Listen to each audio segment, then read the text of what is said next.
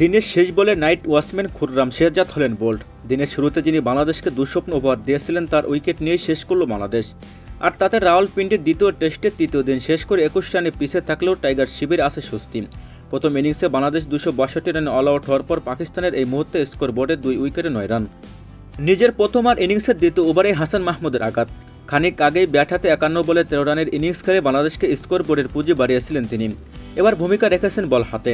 তার করা অফ স্টাম্পের বাইরের বল জায়গায় দাঁড়িয়ে খেলতে গিয়ে উইকেটের পিছনে ক্যাচ দিয়ে ফিরেছেন আবদুল্লাহ শফিক আউট হওয়ার পর নাইট ওয়াচম্যান হিসেবে নেমেছিলেন খুররাম শেহজাদ। তাকে বল করে দিয়েছেন হাসান মাহমুদ। এতেই খেলা শেষ হয়। 21 রানের লিড থাকলেও 9 রানে 2 উইকেট হারিয়ে নিঃসন্দেহে চাপের মুখে থাকবে পাকিস্তান। আর দিনের শুরুতে ভয়াবহ ব্যাটিং বিপর্যয়ে পড়লেও দিন শেষে বাংলাদেশের জন্য থাকবে স্বস্তি। যদিও দিনের শুরুটা বাংলাদেশের জন্য ছিল একেবারেই ভুলে যাওয়ার মতোই। আগের দিন 2 ওভার দেখে শুনে পার করলেও এদিন নতুন বলে বাংলাদেশ ছিল ছন্দছাড়া। জাকির হোসেনকে দিয়ে শুরু, এরপর আরেক ওপেনার সাদমান ইসলামও ফিরেছেন স্টাম্প হারিয়ে। অধিনায়ক শান্ত হয়েছেন ব্যর্থ। 1 রানে ফেরেন মুমিনুল হক। খুররাম শেহজাদের দুর্দান্ত স্পেশালে টাইগার ব্যাটিংয়ে লাইন আপ দেশে হারান। এরপর মীর হামজা এসে তুলে নেন সাকিব আল হাসান এবং মুশফিকুর রহিমের উইকেট। 26 রানে 6 উইকেট হারানোর পর লিটন কুমার দাস এবং মেহেদী হাসান মিরাজের পার্টনারশিপ বাংলাদেশকে সর্বনিম্ন রানে অল আউট হওয়ার লজ্জা থেকে মুক্তি দিয়েছে। ফলে 1 এড়াতে দরকার ছিল 125 রান। লিটনের 4 সপ্তম উইকেটে 17 রানের জুটির পর সেই ফলো 1 এড়ানোর মিশনটাও পূর্ণ করে ফেলে বাংলাদেশ। এর খানিক পরে 2 ব্যাটার পেয়ে যান 50, গড়েন বিশ্ব রেকর্ড।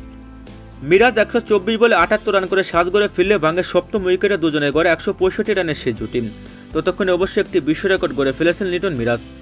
147 বছরের টেস্ট ইতিহাসে 50 রানের কমে ষষ্ঠ উইকেট পতনের পর সপ্তম উইকেটের সবচেয়ে বড় জুটি এটা। মেহেদী হাসান মিরাজ আউট হওয়ার পর থেকে কিছুটা ধীরগতিতে খেলেছিলেন লিটন কুমার দাস। ডানহাতে এই ব্যাটার নিজেও জানতেন তিনি শেষ স্বীকৃতি ব্যাটার। তাসকিন আহমেদ ভরসার পাত্র হলেও আজ ব্যর্থ ছিলেন তিনি। লিটন খুব একটা ঝুঁকি নেননি। রয়েছে খেলেছেন, স্টাম্পেও ভুগেছেন, কিন্তু সেখান থেকে উঠে ঠিকই গিয়েছেন 99 রান পর্যন্ত।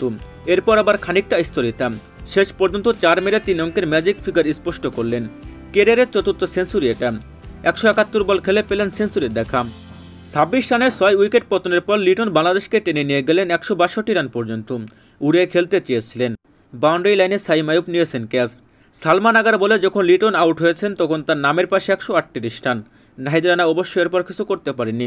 একই ওভারে ফিরেছেন তিনি। বাংলাদেশ থামল 262 রানে।